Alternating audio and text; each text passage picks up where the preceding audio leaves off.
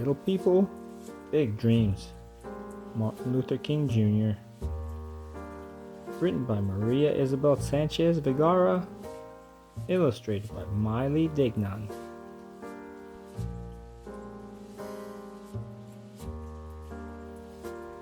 Little Martin was a spiritual boy from Atlanta who came from a long line of preachers. His dad was a preacher, his uncle was a preacher, his grandfather was a preacher. Maybe he'd become a great preacher too. One day, a friend invited him over to play. Martin was shocked when he was asked to leave because he was black. That day, he realized something terrible was going on. The terrible thing was called segregation. It meant that public places like restaurants and buses had separate spaces for black and white people. Martin and his friend were sent to different schools. Martin believed that one shouldn't remain silent or accept something if it's wrong. He promised himself that when he grew up, he'd fight injustice with the most powerful weapon of all, words.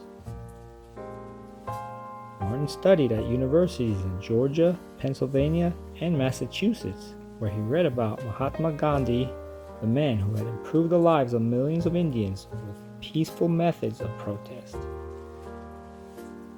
When he finished his studies, Martin moved to Alabama and became the pastor of a church in Montgomery. Every Sunday from his pulpit, he encouraged his congregation to speak up about things that mattered. One evening, a woman named Rosa was arrested for refusing to give up her seat to a white man on a bus. Martin asked the people in his community not to take the bus again until the law was changed.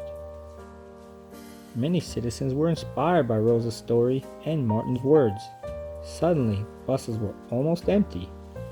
They stayed empty for more than a year until segregation on Montgomery's buses finally ended.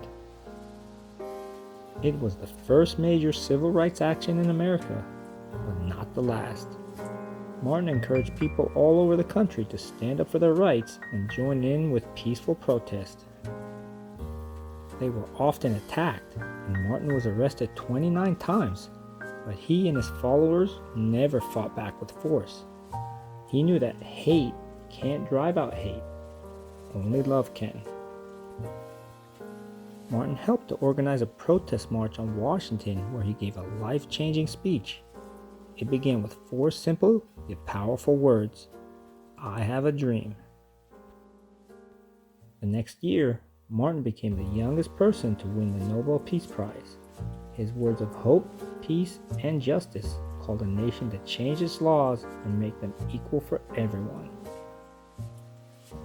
And if you listen to your heart, you can still hear little Martin asking you to keep his dream alive. A dream of a world where we are judged by our character, not by the color of our skin.